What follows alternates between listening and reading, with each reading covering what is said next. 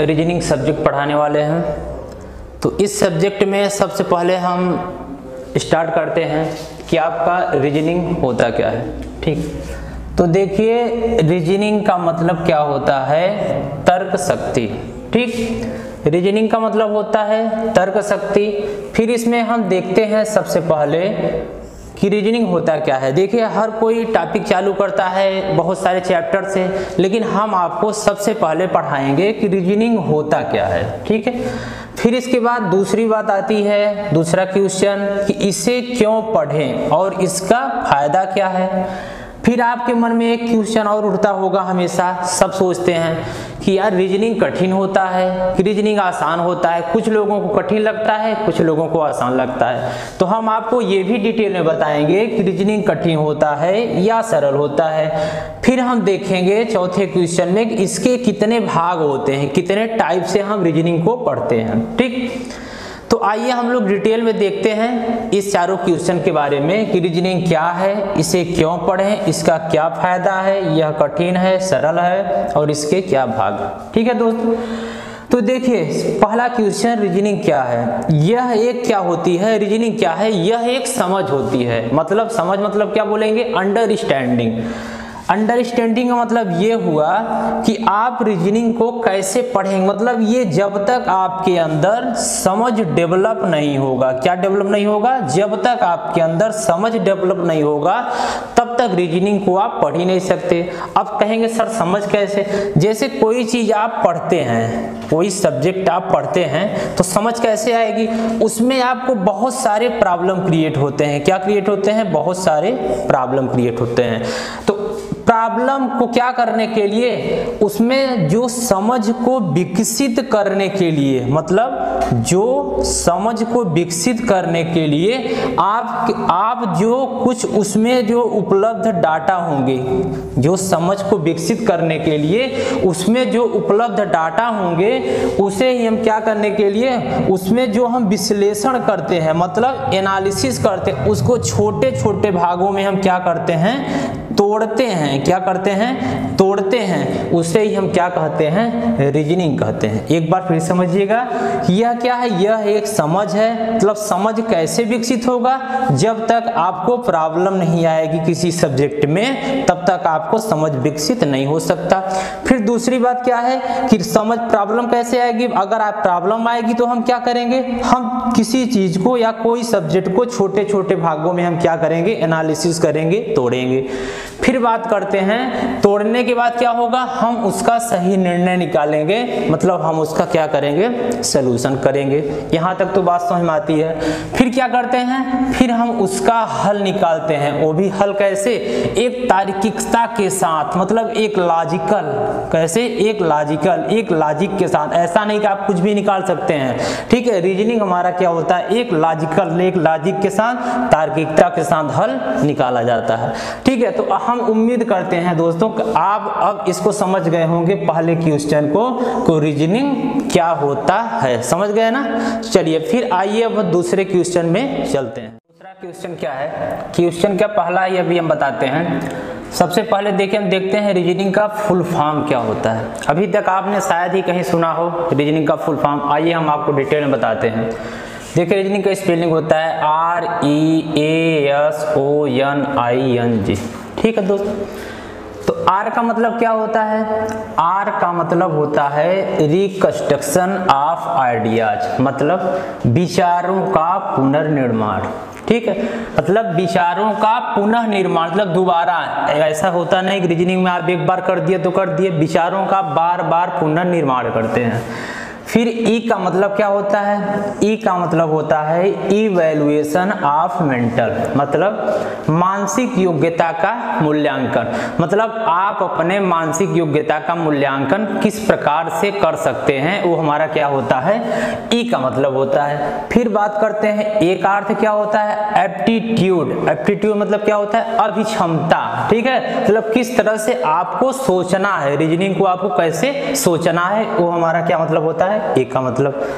फिर बात करते हैं यस का मतलब क्या होता है, स्टडी थॉट या आप करेक्ट अप्रोच राइट, मतलब कि जो भी हम पढ़ाई कर रहे हैं वो हमारा सही दिशा में है, उसका सही अप्रोच है, ठीक है, उसका सही अप्रोच है कि नहीं है, वो हमारा किसका मतलब होता है, यस का मतलब होता है। जैसे किसी साध्य को पाने के लिए किसकी आवश्यकता होती है, हमें एक साधन की आवश्यकता होती है। जब तक आपको साधन नहीं मिल पाएगा तब तक आप साध्य को पा ही नहीं सकते, ठीक है। तो हमारा किसका मतलब हम बताएं, यस का मतलब कि आप क्या करेंगे, स्टडी थॉट करेक्ट अप्रोच, मतलब आपको पढ़ना तो देखिए सबको है, हर कोई, जैसे पेपर होता है तो परीक्षा में तो साल भर कोई कर लेता है, वहां पे वैल्यू किसकी होती है, वैल्यू होता है वहां पे टाइम का, कि कितने कम समय में हम कितने सारे क्वेश्चन को क्या करें, सॉल्व कर दे, मतलब इसका होता है, ठीक है। तो यस का मतलब हमारा यही होता है कि आप एग्जाम क्या कर रहे हैं, आप चीजों को सही अप्रोच में पढ़ रहे हैं कि नहीं पढ़े, कम समय में कर पा रहे हैं कि नहीं पढ़ा रहे हैं, फर्क ये पड़ता है, ठीक।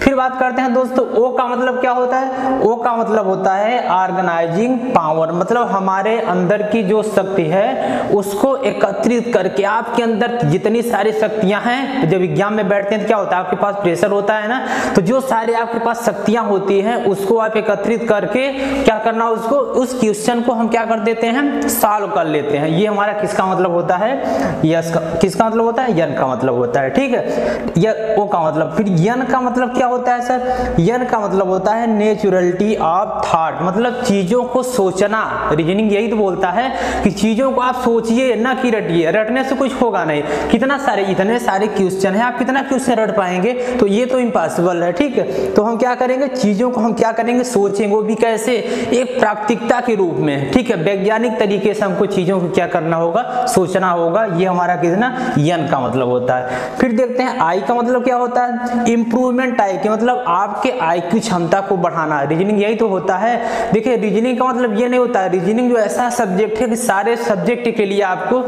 क्या करता है, विश्लेषण, ठीक है। तो अब देखिए यन का मतलब क्या होता है, नीटनेस ऑफ एनालिसिस, मतलब बिना पक्ष का विश्लेषण।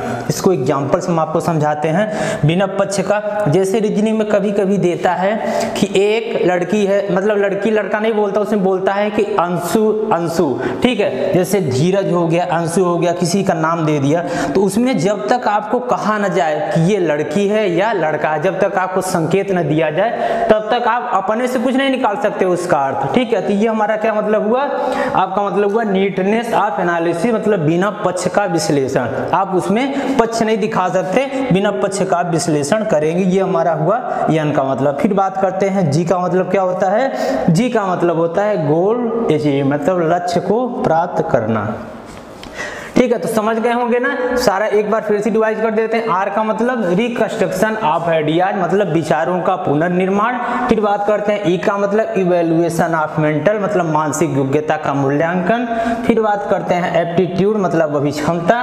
फिर एस का मतलब क्या हुआ, स्टडी थ्रू करेक्ट अप्रोच, मतलब जो हम पढ़ रहे हैं क्या सही दिशा में पढ़ रहे हैं, ठीक है, सही अप्रोच में पढ़ रहे हैं। फिर ओ का मतलब ऑर्गेनाइजिंग पावर, हमारे अंदर की जो शक्ति है उसको सबको एकत्रित करके हम क्वेश्चन को सॉल्व करें। फिर बात करते हैं नेचुरलिटी ऑफ, मतलब चीजों को सोचना न कि रटना, क्योंकि रटने से नहीं हो सकता रीजनिंग, वो भी कैसे सोचना, एक प्राकृतिक रूप में सोचना, ठीक। फिर आई का मतलब इंप्रूवमेंट आई की, मतलब IQ को बढ़ाना, ठीक। फिर बात करते हैं नीटनेस एनालिसिस, मतलब बिना पक्ष का विश्लेषण, आप किसी पक्ष में नहीं जा सकते जब तक क्वेश्चन में कहा न जाए। फिर बात करते हैं जी का मतलब होता है गोल अचीवमेंट, मतलब इस तरह से अगर आप रीजनिंग को समझेंगे तो आपको लक्ष्य की प्राप्त हो जाएगी, ठीक है दोस्तों।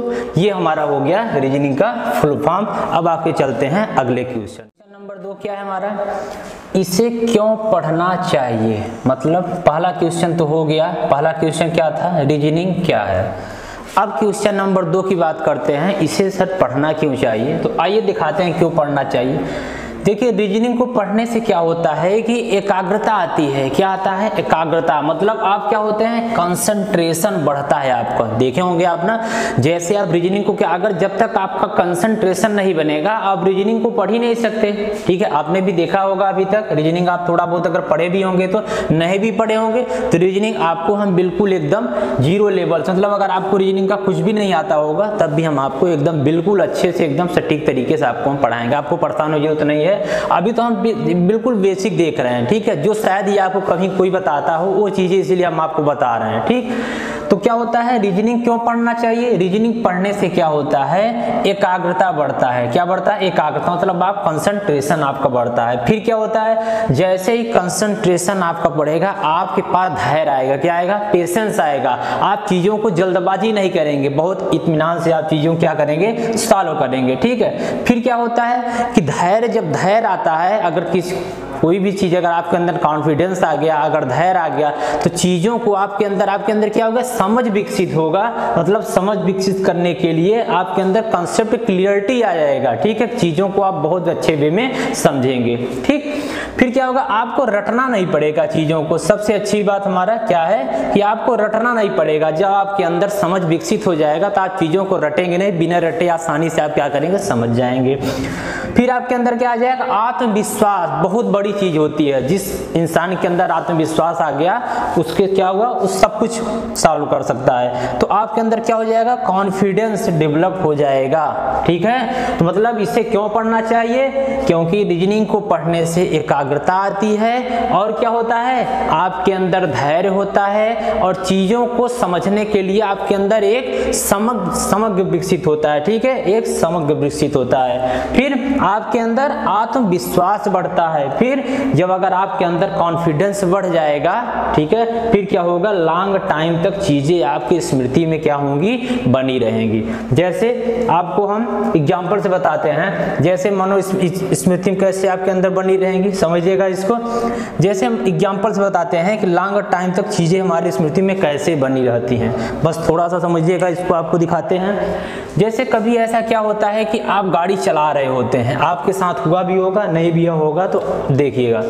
जैसे आप कभी कभी गाड़ी चला रहे होते हैं, तो आप घर से कुछ बातें हो जाती हैं, कुछ आप सोच रहे होते हैं, गाड़ी में चलते रहते हैं, तो फिर वहाँ क्या होता है, एक शब्द आता है, सबकॉन्शियस माइंड। इसको हिंदी में दोस्तों क्या बोलते हैं, अवचेतन मन। क्या बोलते हैं, अवचेतन मन। आप कहेंगे सर ये क्या होता है, हाँ आपको बताते हैं क्या होता है।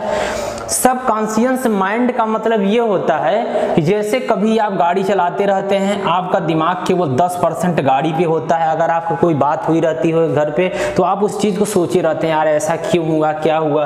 तो 10% आपका माइंड वहाँ गाड़ी चलाने में होता है, बट 90% माइंड आपका वहाँ होता है, कहाँ, घर पे।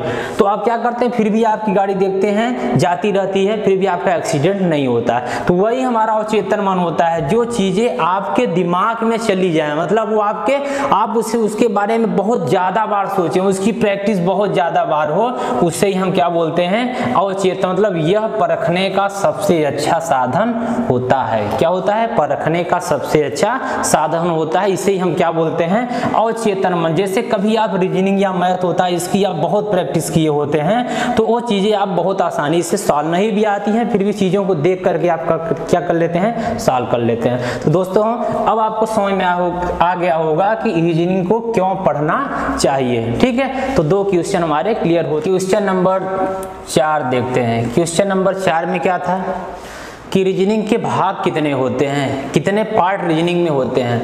देखिए मुख्यतः रीजनिंग में तो 2 ही पार्ट होते हैं, लेकिन हम रीजनिंग को 3 पार्ट में बांटते हैं, ठीक है। रीजनिंग को आपको 3 पार्ट में पढ़ना होगा।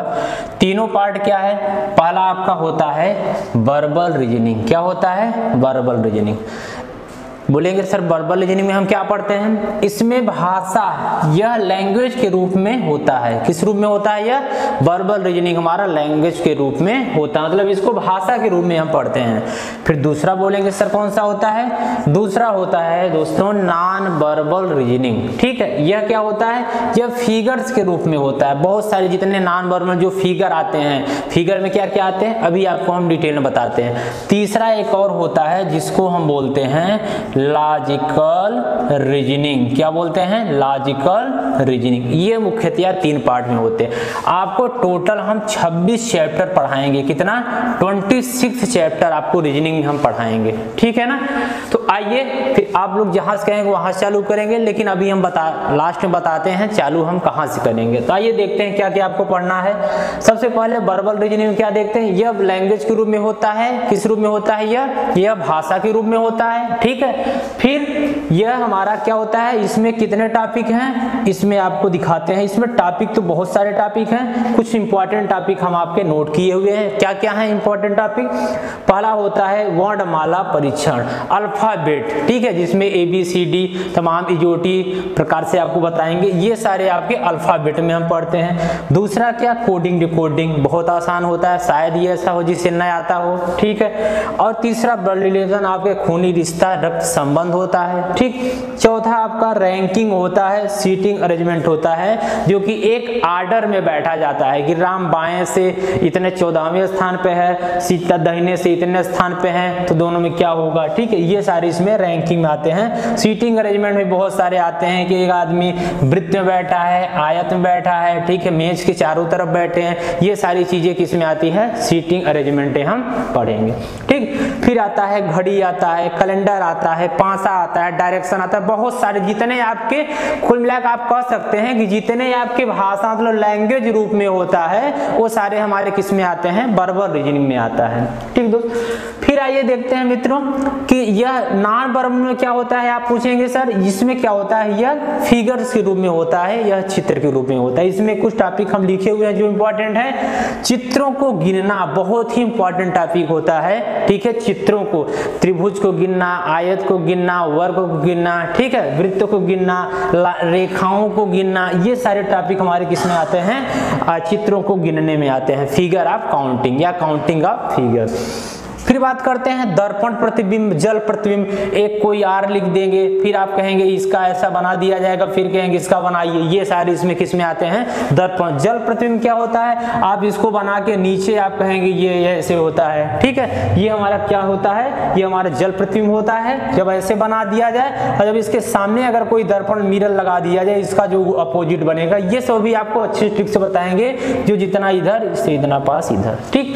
तो ये हमारा दर्पण जल प्रतिबिंब। फिर कागज को मोड़ना, कैसे मोड़ेंगे, कैसे फोल्डिंग करेंगे, काटेंगे, ये। फिर आकृति को पूरा करना, आकृति 4 दे दिया रहता है ऐसे, उसमें 3 दिया रहता है, एक वाला आपको नहीं दिया रहता, तो उस आकृति को क्या करेंगे हम, पूरा करते हैं। फिर छिपी हुई आकृति को ढूंढना, मतलब कुछ आकृतियां होती हैं जो उसी आपके फिगर में छिपी होती हैं। जैसे फिगर आपको दे देगा, ऐसे कुछ दे देगा, बोलेगा इसी में जो 3-4 विकल्प दे देगा, बोलेगा उसी में छिपी हुई आपको ढूंढिए, तो ये हमारा किस में आता है, नॉन वर्बल में आता है।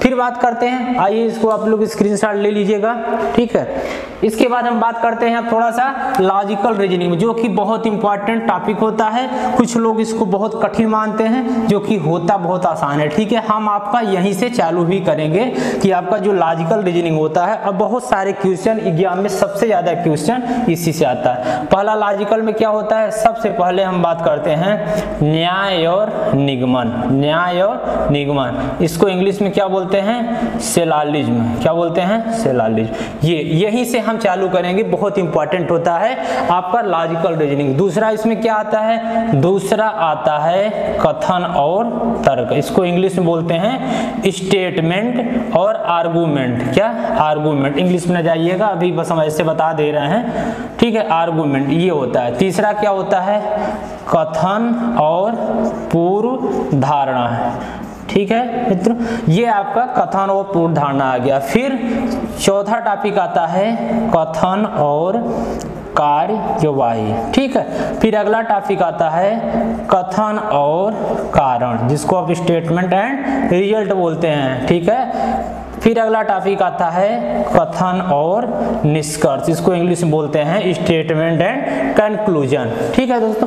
तो ये आपके मोस्टली 3 टॉपिक होते हैं रीजनिंग के। पहला वर्बल, जिसमें भाषा का ज्ञान होता है। दूसरा नॉन वर्बल, जिसमें चित्रों का ज्ञान होता है। तीसरा लॉजिकल रीजनिंग, जिसमें हमारे चित्र मतलब ये जो आपके ये तार्किक वाला होता है, बहुत ही इंपॉर्टेंट होता है। कोई भी ऐसा एग्जाम नहीं है जिसमें ये न आते हों, और लोग इसमें सबसे ज्यादा गलतियां यही होता है, जो कि होता बहुत आसान है, हम आपको दिखाएंगे, ठीक है। लोगों को कठिन लगता है, बट ऐसा है नहीं, बहुत आसान है, ठीक है। चीजों को समझना होता है इसमें। तो हम आपको सबसे पहले न्याय निगमन चालू करेंगे, ठीक है। तो बस आप लोगों के लिए यही कहना है कि आप लोग वीडियो को देखिए, अगर आपको अच्छा लगेगा आप लाइक करिए, ठीक है, और सब्सक्राइब करिए, दोस्तों को भी कराइए, ठीक है। आप थोड़ा सा सपोर्ट करिए, जितना ज्यादा आप सपोर्ट करेंगे हम लोग मेहनत उतना अच्छे से करें, क्योंकि वीडियो बनाने में थोड़ा सा मेहनत बहुत ज्यादा लगती है, ठीक है। तो चलिए धन्यवाद, फिर आपसे मिलते हैं अगले वीडियो में।